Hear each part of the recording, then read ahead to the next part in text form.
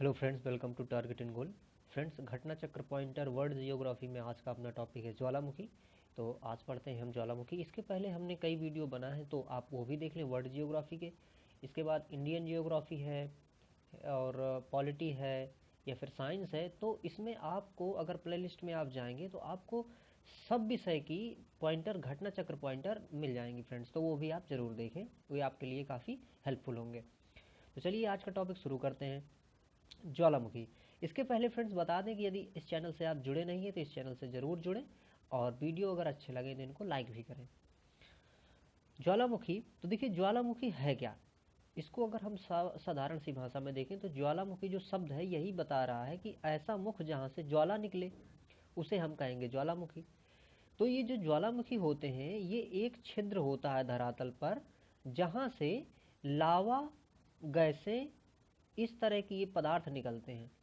तो अगर हम कहें तो इससे कौन कौन सी गैसें निकलती हैं, तो सबसे ज़्यादा इससे निकलने वाली जो गैस होती है वो होती है जलवाष्प। यहाँ पर पहले पॉइंट में दिया भी है कि ज्वालामुखी से सबसे अधिक जो गैस निकलती है वो कौन सी है, वो है जलवाष्प। तो जलवाष्प सबसे ज़्यादा निकलती है और जलवाष्प के साथ साथ और कौन सी गैसें निकलती हैं, तो इनमें से जैसे हो गया carbon dioxide, nitrogen, sulphur dioxide, ये गैसें निकलती हैं। और अगर हम बात करें तो जैसे हाइड्रोजन सल्फाइड है, कार्बन मोनोऑक्साइड है, हाइड्रोजन क्लोराइड है।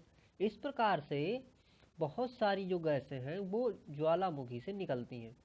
अब ज्वालामुखी से जब ये निकलती हैं फ्रेंड्स तो निकल के पर्यावरण में पहुंचती हैं। और इसके साथ साथ में यहाँ से निकलता है मैग्मा। देखिए दो शब्द होते हैं, मैग्मा और लावा।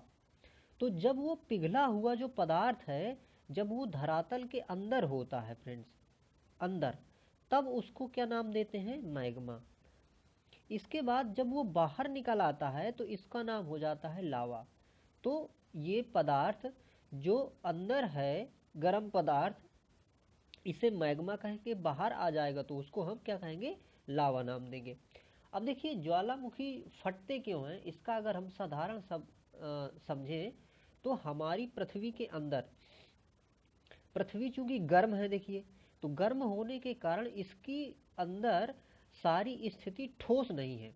बहुत जगह ऐसी स्थिति है कि इसकी स्थिति में द्रव पाए, मतलब द्रवित अवस्था में है ये, और द्रवित अवस्था में ही पिघली हुई जो चट्टानें हैं, वो पिघली हुई चट्टानें अगर ऊपर से कहीं ऐसी जगह पा जाती हैं जो कि कमज़ोर धरातल है तो वहाँ से विस्फोट करके ये बाहर निकलने लगती हैं। तो इस प्रकार से ये ज्वालामुखी जो है वो निर्मित होते हैं या फिर ज्वालामुखी इस प्रकार से बनते हैं। अब देखिए ज्वालामुखी मुख्यतः तीन प्रकार के होते हैं। पहला होता है जागृत ज्वालामुखी, दूसरा होता है एक होता है सुप्त ज्वालामुखी या प्रसुप्त, एक होता है प्रसुप्त, और एक होता है फ्रेंड्स शांत ज्वालामुखी। तो शांत या फिर मृत। अब देखिए इसमें से जो जागृत ज्वालामुखी हैं वो हमेशा मतलब विस्फोट करते रहते हैं। प्रसुप्त ज्वालामुखी मतलब लंबे समय से विस्फोट नहीं किए होते हैं, लेकिन विस्फोट होने की संभावना होती है, वो विस्फोट कभी भी हो सकते हैं। तो ये सबसे खतरनाक वाले होते हैं क्योंकि हमें पता भी नहीं चलता और ये विस्फोट कर सकते हैं, प्रसुप्त ज्वालामुखी। इसके बाद मृत या शांत ज्वालामुखी जो होते हैं, ये ऐसे ज्वालामुखी होते हैं कि भविष्य में कभी मतलब इनमें उद्गार हुआ था, लेकिन अब मतलब कभी पिछले समय में उद्गार हुआ था, लेकिन अब इनमें उद्गार होने की भविष्य में संभावना नहीं है। तो इन्हें हम कहते हैं मृत ज्वालामुखी या फिर शांत ज्वालामुखी। तो देखिए अब यहाँ पर अगला जो अपना पॉइंट है वो है विश्व का सबसे ऊंचा ज्वालामुखी पर्वत। अब देखिए सबसे जो ऊंचा ज्वालामुखी पर्वत है उसमें से यहाँ पर दिया है, देखिए माउंट कोटोपैक्सी। अब देखिए जो कोटोपैक्सी है इससे भी ज़्यादा एक ऊंचा पर्वत जो है वो है ओजस डेल सलाडो। तो कोटोपैक्सी अब वर्तमान में अगर हम विकिपीडिया और ये सारी चीज़ें देखते हैं तो वहाँ पर कोटोपैक्सी ना होके हमें क्या मिलता है, ओजस, ओजस डेल सलाडो। तो ओजस डेल सलाडो जो है अब वर्तमान में सबसे ऊंचा ज्वालामुखी पर्वत है। और ये कैसा है, ये सक्रिय ज्वालामुखी है। ओजस डेल सलाडो जो है ये चिली और अर्जेंटीना की सीमा में है। चिली और अर्जेंटीना ये दोनों दक्षिण अमेरिका के देश हैं और उनकी सीमा पर है ये ओजस डेल सलाडो। तो ये सबसे नंबर 1 का ऊंचा ज्वालामुखी है। इसके बाद कोटोपैक्सी जो है ये इक्वाडोर में है और इक्वाडोर देश जो है वो भी दक्षिण अमेरिका में है और ये सेकंड नंबर का ऊंचाई में ज्वालामुखी है, ये भी सक्रिय ज्वालामुखी है। तो विश्व का सबसे ऊंचा ज्वालामुखी, सक्रिय ज्वालामुखी अगर इसकी हम बात करेंगे तो ओजस डेल सलाडो वर्तमान में सही होगा। पृथ्वी के अंदर पिघले पदार्थ को क्या कहते हैं? देखिए अभी हमने चर्चा की थी कि जब पदार्थ अंदर पिघला हुआ रहता है तो इसको क्या कहते हैं? मैग्मा। अब एक बात मैं और आपको बताना चाहूँगा, देखिए जो मैग्मा है इसमें काफ़ी ज़्यादा मात्रा में क्या पाई जाती है कि सिलिका पाई जाती है। तो सिलिका पाए जाने के हिसाब से ही जो लावा हो, जो मैग्मा है, उसको दो हम भागों में बांट सकते हैं कि एक तो एसिडिक मतलब कि अम्लीय और एक बेसिक मतलब क्षारीय। तो जिस मैग्मा में जितनी ज़्यादा सिलिका होती है वो मैग्मा उतना ज़्यादा एसिडिक होता है, इतना ज़्यादा अम्लीय होता है। तो सिलिका की मात्रा मैग्मा के अम्लीयता को प्रदर्शित करती है। तो अंदर जो रहता है पदार्थ इसे मैग्मा कहते हैं और जब बाहर आ जाता है वो तो उसे हम क्या कहते हैं? लावा कहते हैं। लावा के ठोस होने के फलस्वरूप पृथ्वी के अंदर निर्मित चट्टानों को कहते हैं। देखिए अब जैसे मान लीजिए उद्गार हुआ ये, ठीक है। अब उद्गार में हम मान के चलते हैं कि कुछ उद्गार से बाहर कुछ पदार्थ तो बाहर आया, लेकिन कुछ पदार्थ क्या हुआ कि अंदर ही रह गया और ये अंदर ही जब यहाँ पर ठोस रूप धारण कर लेगा तो इसको क्या कहेंगे? इसको कहेंगे प्लूटोनिक चट्टानें।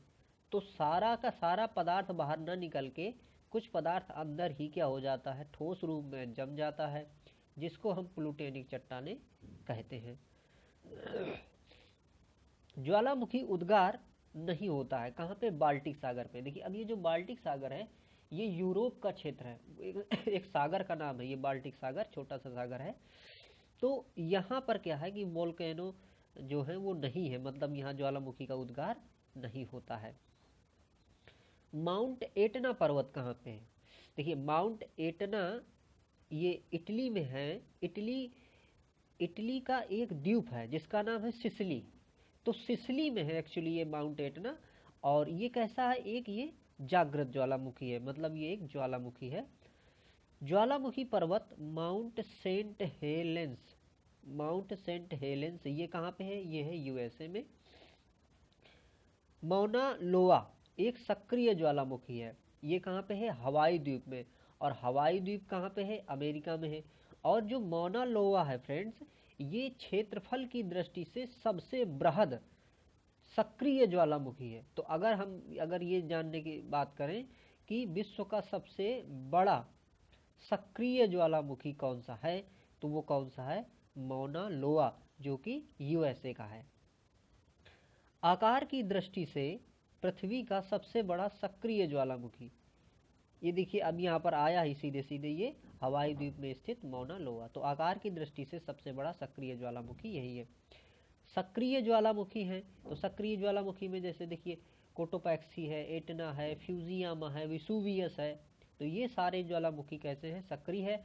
और आप जानते हैं कि सक्रिय ज्वालामुखी वो ज्वालामुखी होते हैं जो हमेशा गर्म जो लावा है उसको बाहर निकालते रहते हैं, उनमें विस्फोट होता रहता है।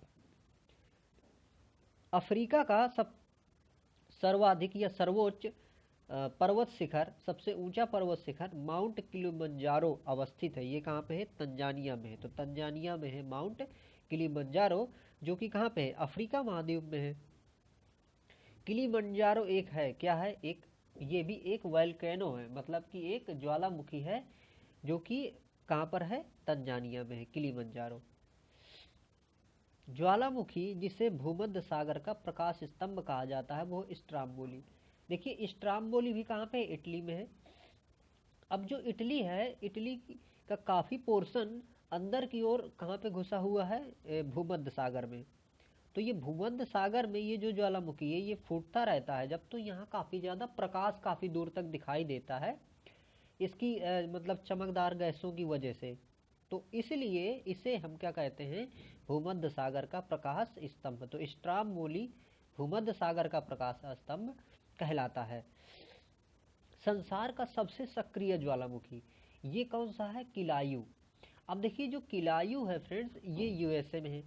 अब ये जो किलायु है ये इतना मतलब उद्भेदित होता है कि ये बार बार उद्भेदित ही मतलब होता रहता है, या फिर हम ये कह सकते हैं कि ये लगभग 34-35 साल से लगातार ही मतलब लावा फेंक रहा है। तो इसलिए किलायु जो है सबसे सक्रिय ज्वालामुखी है विश्व का।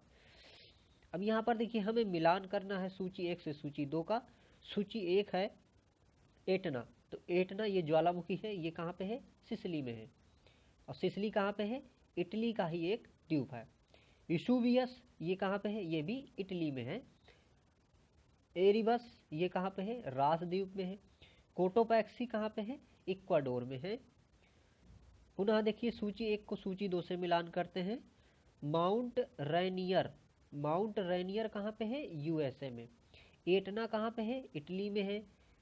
पेरिकुटिन, पेरिकुटिन ये कहाँ पे है? ये है मैक्सिको में। टाल नाम का जो ज्वालामुखी है वो है फिलीपींस में। पुनः देखिए फिर मिलान करते हैं। माउंट किनाबालू ये कहाँ पे है? मलेशिया में। अलबुर्ज ये कहाँ पे है? ईरान में। और इसके बाद कुछ और है, देखिए यहाँ पर मिलान करते हैं हम। अकांकागुआ, अकांकागुआ कहाँ पे है? ये है अर्जेंटीना में। और इसके बाद किलिमंजारो आप जानते हैं तंजानिया में है। पुनः देखिए मिलान करते हैं तो सबनकाया, सबनकाया कहाँ पे है? पेरू पे है। कोलिमा कहाँ पे है? मैक्सिको में है। और माउंट मरापी जो है ये कहाँ पे है? इंडोनेशिया में है। तो इस प्रकार से ये जो ज्वालामुखी और ज्वालामुखी के देश हैं, तो ये इस प्रकार से मिलान करने को एग्जाम में पूछे जाते हैं, या फिर सीधे सीधे ज्वालामुखी का नाम देके उसका देश पूछ लेता है कि ये किस देश में अवस्थित है। तो फ्रेंड्स ये था अब आज का अपना टॉपिक जो था ज्वालामुखी। अगले टॉपिक में हम पढ़ेंगे भूकंप, और इसके साथ हम क्रम से चीज़ों को पढ़ते जाएंगे फ्रेंड्स। तो फ्रेंड्स इस वीडियो को आपने देखा लास्ट तक, आपका बहुत बहुत धन्यवाद, और बने रहिए इस चैनल के पास। Thank you for watching.